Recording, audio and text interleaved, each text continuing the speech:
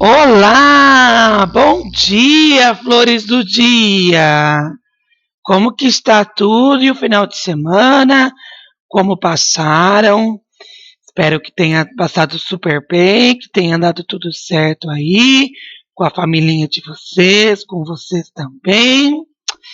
E vamos começar mais uma semana aí firme e forte, né? Vamos começar então pedindo ao nosso querido Papai do Céu uma linda semana abençoada. Vamos lá? Em nome do Pai, do Filho e do Espírito Santo. Amém. Bom dia, Senhor Jesus. A aula vai começar. Nós queremos que o Senhor venha conosco ficar. Aqui estamos juntinhos a trabalhar e a estudar.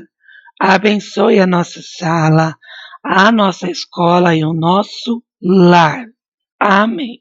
Que nós tenhamos aí uma maravilhosa e abençoada semana, tá? Que o Papai do Céu esteja sempre juntinho com vocês, no coraçãozinho de vocês.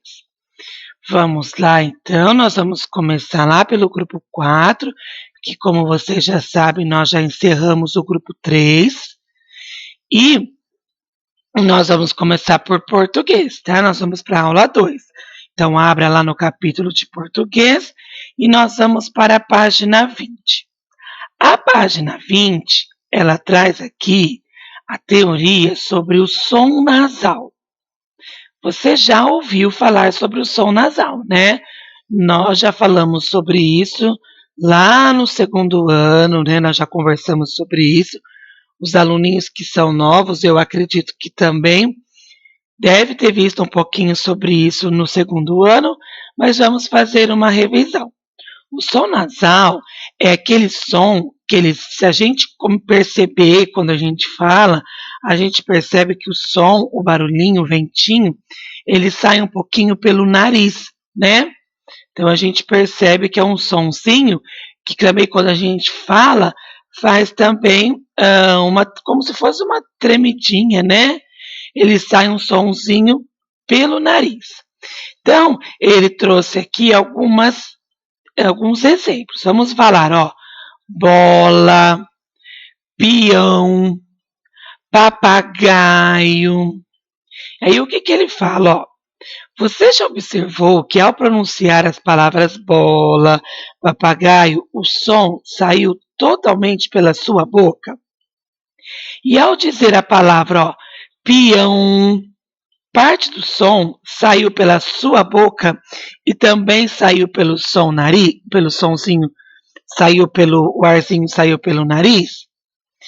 Isso nós chamamos de som nasal. Então, no som nasal, o que que ele é? É quando a gente pronuncia uma palavra, o som, parte dele sai pela nossa boquinha, mas também parte dele sai pelas nossas fossas nasais, tá? Aí você vai me falar, nossa, professora, mas o que é fossas nasais? Olha o vocabulário, ó.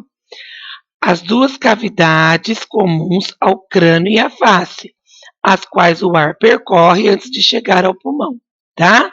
Então ele pediu para a gente fazer um teste aqui com as palavras, ó. Brinca, campo, irmã. Fala essa palavrinha para você perceber que também, quando a gente fala, é como se desse uma tremidinha no nosso narizinho, ó. Brinca, parece que a gente até tampa um pouquinho a respiração, ó. Brinca, campo, irmã. Escuta o som, ó. Irmã, tá? Então é isso que é o som nasal. Aí nós temos algumas atividades a serem feitas. Então vamos lá.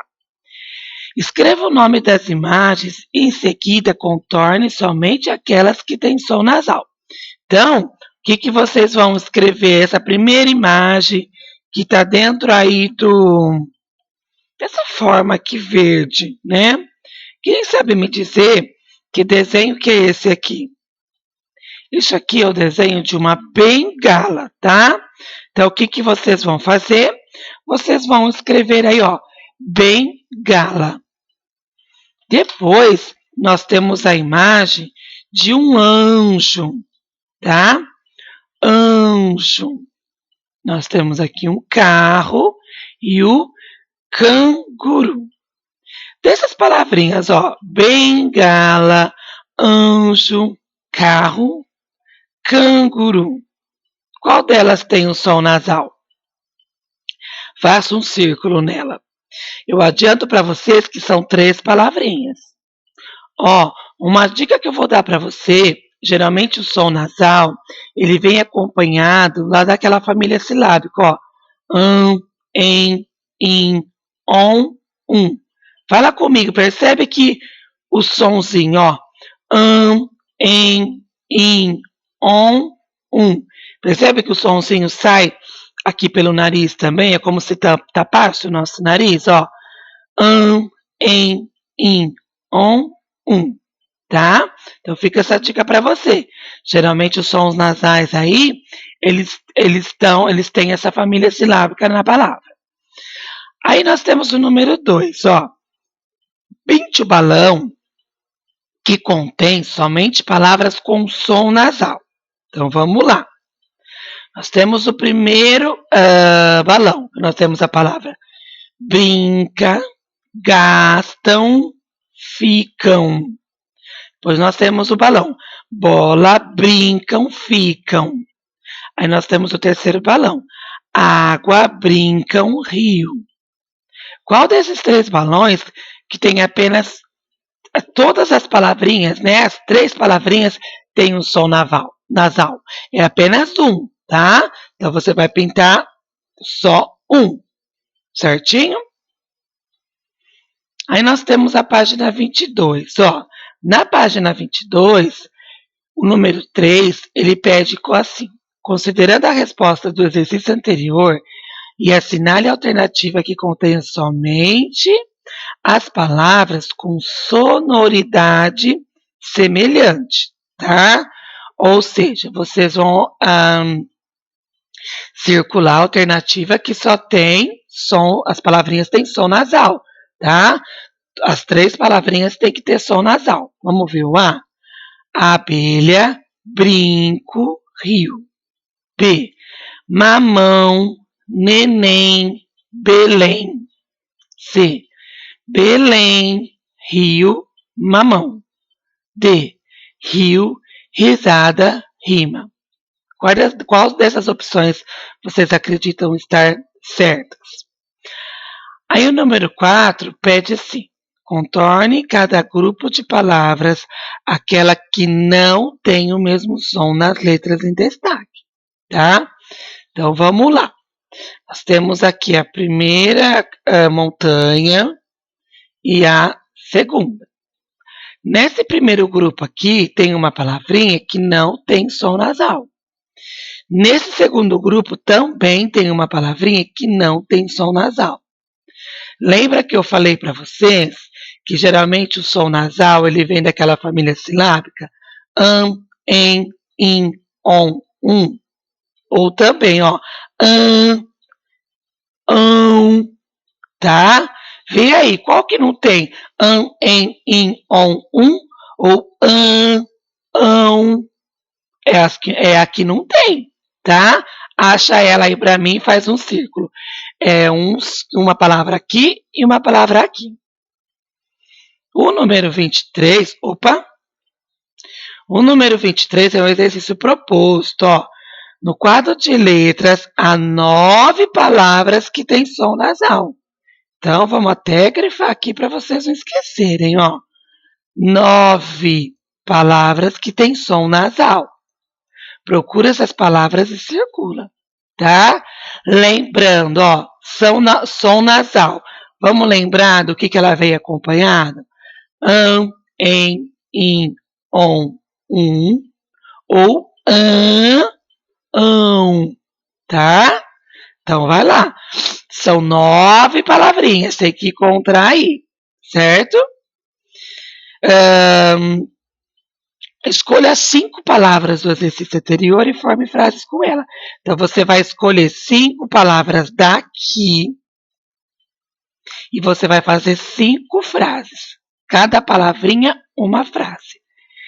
Respeite os sinais de pontuação nas frases. Combinado? Então, belezinha. Aí nós temos o exercício número 7. Complete o texto com as palavras do quadro. Em seguida, continue a história escrevendo o que poderia ter acontecido com o personagem Marcelo. Então, nós temos aqui, ó. Vamos fazer junta essa? Vamos. E aí vocês depois continuam a história? Então, vamos lá. Nós temos a palavra aqui, lê comigo. Ó, lê você primeiro, depois eu leio aqui. Vai lá. Primeiro essa aqui, lê essa, ó. Ponte. Agora lê essa. Ronda, essa. Roda, essa. Tento, essa. Pote e essa. Teto, tá? Vamos lá. Era uma linda tarde. Era uma linda tarde. Marcelo sabia que só precisava cruzar a para levar o presente para a Júlia. Gente, então o que o Marcelo tinha que cruzar para levar o presente para a Júlia? A ponte, a ronda, a roda, a tento, a pote, a teto. Qual que é a resposta correta? O que vocês vão escrever aqui? Quem quer falar? Fala aí para mim em voz alta. Vai ser a ponte, né? Ó, era uma linda tarde. Marcelo sabia que só precisava cruzar a ponte para levar o presente para a Júlia. De doces. Um que de doces? Um roda, um pote, um ronda, um tento ou um teto? O que vocês acham que é? Um pote de doces. Ele estava muito ansioso, pois sabia que iria adorar o presente. Pois sabia que ela iria adorar o presente. Colocou um casaco, pegou o pote, ligou o carro e partiu feliz para encontrá-la. Contudo, no meio do caminho, algo aconteceu. O pneu do carro estourou, trincando toda a roda, ronda, tento ou teto. O que é aqui? Trincando toda a roda. E agora, o que ele iria fazer? Já estava sem esperança quando viu o senhor João, guarda civil do bairro. Ele estava fazendo o que as policiais e os guardas fazem, pessoal? A ronda diária quando viu o Marcelo. Dentro do carro, olhando para o... Onde que o Marcelo deveria estar olhando dentro do carro? Olhando para o tento ou olhando para o teto? Olhando para o teto, né? Sem saber o que fazer. Querendo ajudar, o senhor João se aproximou. O que aconteceu, rapaz? Não sei, nem se o... Não sei, peraí, não sei, nem se tento de tentar, tá bom? Lhe explicar, senhor João, disse o Marcelo. Mas por que não? Quem sabe eu não posso ajudá-lo, respondeu o guarda. Bom, já que o senhor insiste, eu estava. Agora vocês vão continuar a história, tá? Agora nós já estamos no meio da história. Você vai fazer do meio para o final, certo? Continua essa história aí, coloca aí o desfecho dessa história pra gente. Cada um vai criar a sua, seja criativo, combinado? Na página 25, nós temos aqui um poema. Nós estamos estudando sobre poema, né? Nós começamos o capítulo 4 com isso. Vamos lá? Interpretação de um poema Menino Curumim. Vamos lá. Índio menino é curumim. Curumim que pula, curumim que chora, curumim que ri. Índio menino que pesca no rio e corre com o vento, que brilha com o sol e chora na chuva, que vive na mata e dorme com a lua. Dê um pouquinho do seu curumim, dê um pouquinho do seu curumim para mim, que o meu menino quer ser curumim. Quem escreveu esse poema foi a Mônica Machado, Machado Mônica Versiani. Então vamos fazer aqui a interpretação desse poeminha. Vamos ver a curiosidade na página 26. A palavra curumim é uma variação do termo curumim. Ela é de origem tupi-guarani e significa garoto ou menino. Roda de conversa. Pessoal, o que significa a palavra curumim? Tá falando aí na curiosidade, hein? O que é? Fala para mim. Onde vivem os curumins, pessoal? Se é uma palavra, né, de origem tupi, onde que vivem os curumins? Você sabe o que é uma comunidade indígena? O que é uma comunidade indígena? Quem são os indígenas? O que representa para a nossa cultura? Onde eles vivem atualmente? E aí? O que é uma comunidade indígena?